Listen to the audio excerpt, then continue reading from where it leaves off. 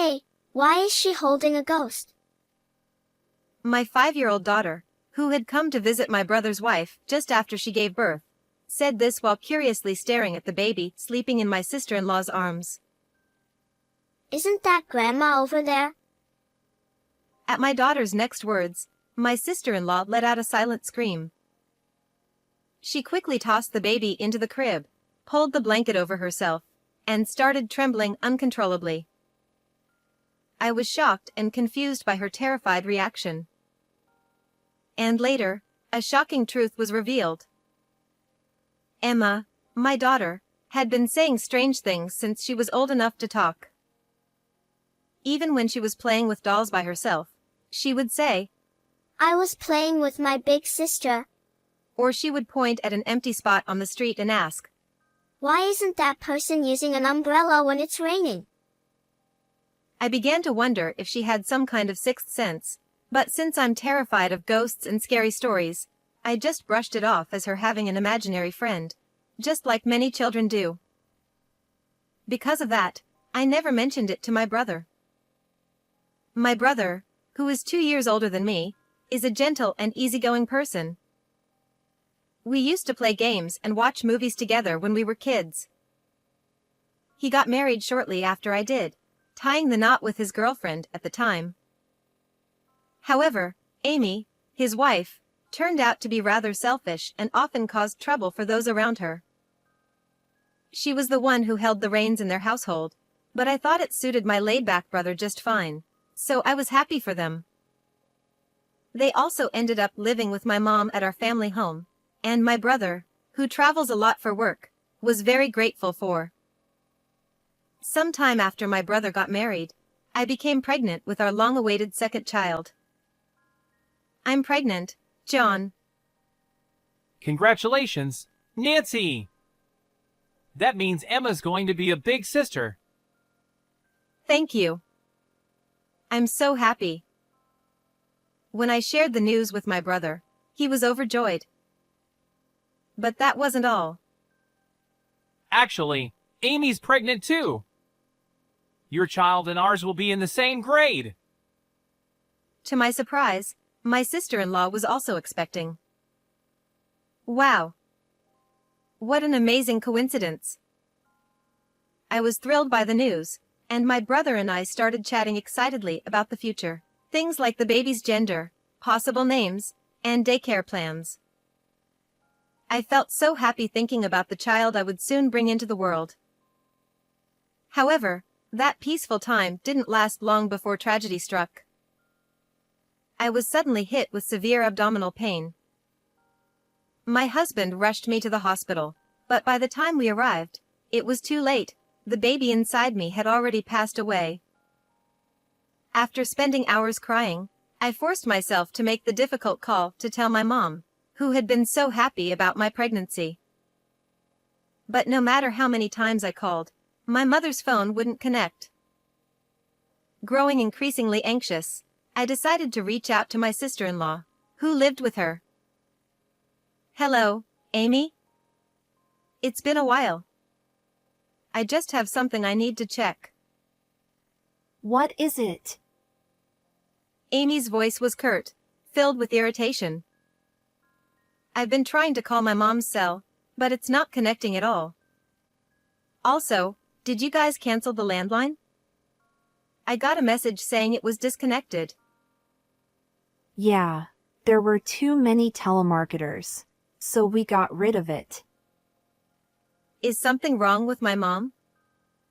I'm worried because I can't reach her on her cell either. She said it broke.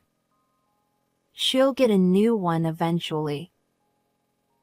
Amy quickly cut me off, then added, So, what do you need? I can pass along a message. It was clear she wanted to end the call as soon as possible. So, I decided to tell my sister-in-law about the miscarriage. To my shock, she responded with a sneer and threw some appalling words at me. Were you still working your part-time job? Standing for hours on end, right? You were just being careless. Weren't you? So irresponsible. What? I mean, you already have one child, so it's not like you should be that sad. There's no point in dwelling on it. You can just have another one. I was stunned by Amy's insensitivity. I couldn't understand how she could be so cruel, rubbing salt into my wounds while I was in the depths of grief over losing the life inside me. She continued, If you miscarried that quickly, the baby might have been weak anyway. Unlike you, I take good care of my body. But by then, I couldn't hear anything she was saying anymore. I simply said, I have to go, and hung up the phone. Yet, the tears kept flowing, and I couldn't stop them. It was the first time I had ever felt such overwhelming sadness and despair.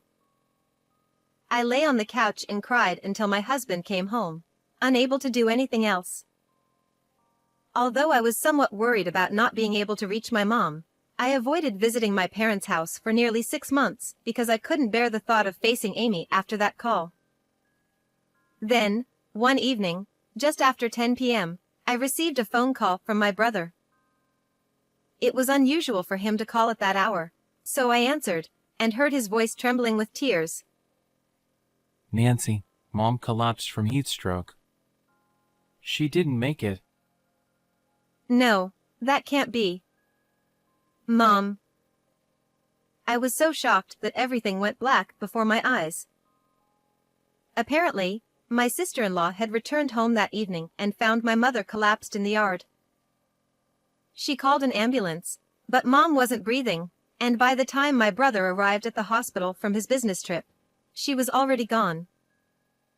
They said she was found near the shed in the yard, perhaps searching for something when the heat got to her. It was a tragic accident in the height of summer. Once again, I was plunged into deep sorrow. However, there was no time to dwell on our grief. My brother and I were overwhelmed with the preparations for the funeral. We had to notify the authorities, contact our relatives and my mother's friends, arrange the funeral, and prepare for the wake. We were constantly on the move, but my sister-in-law showed no intention of helping. I was concerned about her health due to the pregnancy, but she didn't seem to be suffering from severe morning sickness. If you have a moment, Amy. I hesitantly asked her for help, but she quickly looked away. I'm not good with these kinds of things. I'll just go rest somewhere quiet. With that, she hurried off to the waiting room. When the wake began, my brother and I were busy attending to the relatives and friends who had come to pay their respects. We greeted each guest, sharing stories and memories of our mother. So early, it's truly heartbreaking. Don't let it get you down. Hearing such kind words from my mother's friends and acquaintances, I felt proud of her for the way she had valued her relationships with others. Although my frustration with Amy's lack of involvement continued to grow, I was too consumed by the sadness of losing my mother and the demands of the funeral to dwell on it. After the funeral finally ended, my brother and I were able to take a moment to breathe. Nancy, thank you so much. I'm sure Mom feels relieved now. Yeah. You did great too, John. It was tough. At that moment, I suppressed my frustrations with Amy's indifferent behavior, and together with my brother, I cried as we remembered our mother. Sometime later, as we began organizing the condolence money, Amy suddenly appeared out of nowhere and approached us. I wondered if she had finally decided to help, but that thought was short-lived as she said something unbelievable. Hey, shouldn't I be the one to keep this? What do you mean by that? I asked, unable to comprehend her words at first. Well, I lived with your mother and took care of her, so I should be the one to get the condolence money. My brother frowned and looked at her in disbelief. Amy, What are you talking about? But she didn't seem bothered by our reactions. I was the one closest to her and had the hardest time, so it's only fair, right? My brother and I were shocked by her unreasonable demand. Now is the time to remember Mom, so please don't talk about such things, I said. Yeah, enough is enough. My brother added. Although my sister-in-law was scolded by both of us, she nonchalantly changed the subject. By the way, I heard Emma's birth gift was $1,000. My husband told me. I'd like that much too. What? And if you're not using Emma's old baby items anymore, could you give them to me? It would save us some money. My husband and I were taken aback by her audacity. Hold on. This isn't the time to be talking about this. My husband interjected, trying to bring some sense to the situation. But we're going to need to prepare for the baby. Amy, please stop. Now isn't the time. We could discuss this later. The cold tone in my brother's voice, something I wasn't used to hearing, chilled the room, and even Amy fell silent. Seasons passed, and my brother eventually contacted me to share the news that their baby had been born safely. He was on a business trip and couldn't visit right away, so he asked if I could go in his place. Despite all the hurtful things Amy had said and done, which still lingered in my mind, I decided to put it aside for the sake of the occasion and took my daughter to the hospital. Welcome, Nancy, Emma. When we entered the room, Amy was smiling, holding her newborn baby. Seeing her there, I almost forgot about the hurtful words from my miscarriage and the frustrations during the funeral. I felt genuinely happy in that moment. But then, it happened. Hey, Amy, why are you holding a ghost? My daughter tilted her head curiously and pointed at Amy. Neither Amy nor I understood what she meant and were momentarily stunned. Isn't that Grandma? When my daughter continued, Amy let out a silent scream, throwing the baby into the bassinet. Amy turned pale, trembling uncontrollably. Are you okay? What's wrong? I hurried over, placing a hand on her shoulder, but she shoved it away and pulled the blanket over herself. Please, just leave. Her voice was barely audible as she buried herself under the blanket, refusing to respond to anything else I asked. After leaving the hospital, I walked in silence, worried about my sister-in-law's strange behavior. Then, my daughter started to say something even more unbelievable. Although I was shocked, several things came to mind that made me think, could she be telling the truth? Determined to uncover the truth, I decided to visit my parents' house under the pretext of tidying up. Although I had been avoiding the house due to the grief of my miscarriage and my mother's accident, I knew I couldn't put this off any longer. When I told my brother that I wanted to sort through our mother's belongings, he said he was too busy with work to do it himself, so I took the initiative. With Amy still in the hospital, this was my chance. I used the key I had to enter the house and began opening doors and closets, slowly sorting through everything. As I was going through my mother's belongings, memories came flooding back. When I looked up at the top shelf of the closet, I noticed some cardboard boxes haphazardly stored there. Curious, I pulled one down and opened it. What? Why are these here? Inside, I found surveillance cameras, 5 of them. The number was unsettling, especially for a household. I noticed that each camera still had an SD card inside, so I decided to take them home to review the footage.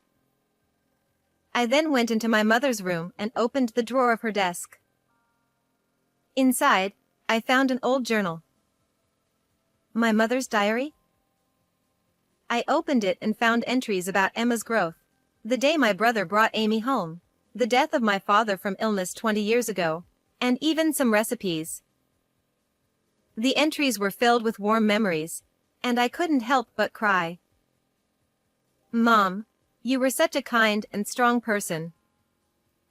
However, as I continued turning the pages, my attention was caught by some illustrations drawn in the margins. This drawing. It looks familiar. It resembled an illustration I had created with my mother when I was a child. As I traced back my distant memories, I realized a terrifying truth. On the day of my mother's first death anniversary, we gathered at the family home.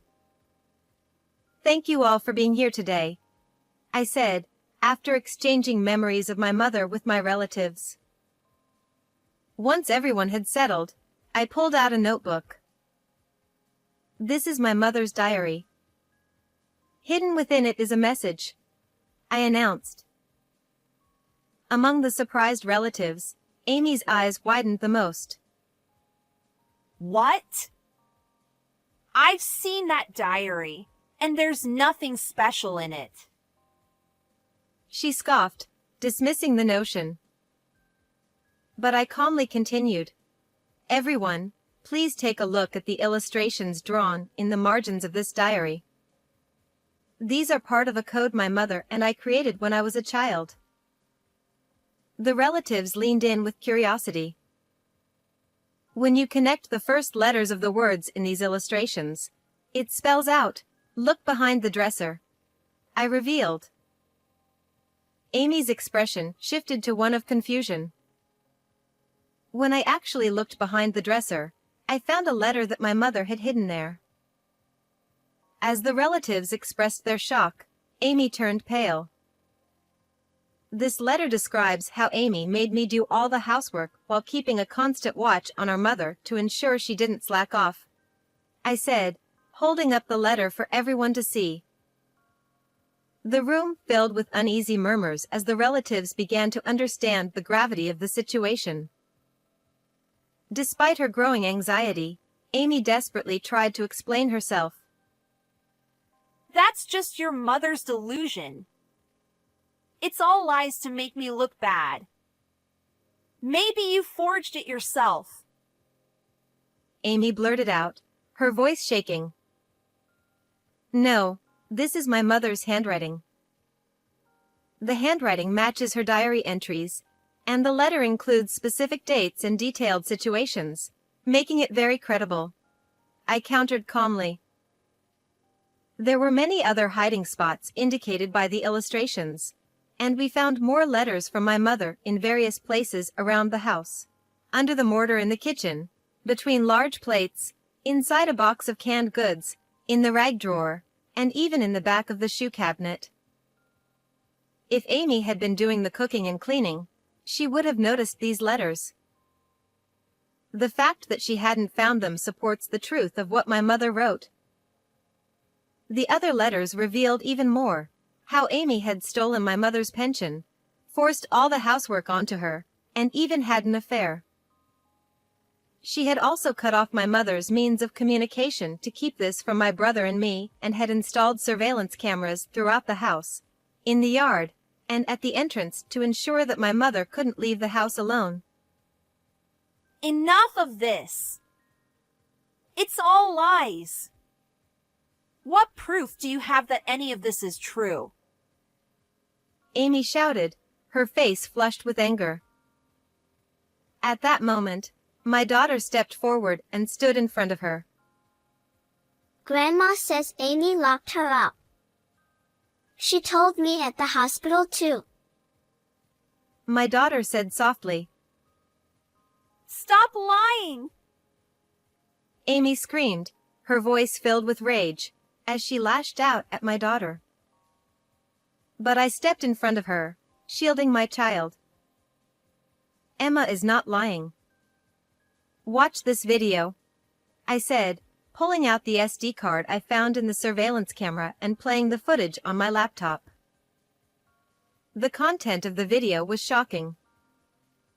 It showed my mother and Amy going to the storage shed to retrieve something. As my mother unlocked the door and began to enter, Amy suddenly shoved her inside. She then snatched the key, locked the door, and was clearly seen leaving the premises, glancing around nervously to ensure no one was watching. Our family home is in a rural area, with the nearest neighbors at some distance. It was also the height of summer, so few people would have been outside.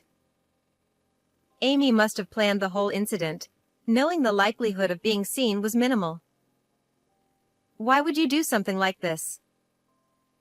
I asked, horrified. Amy muttered under her breath, her voice filled with resentment.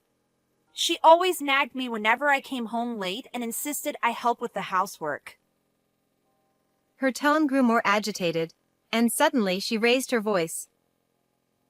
And then, somehow, she found out about my affair and threatened to tell my husband.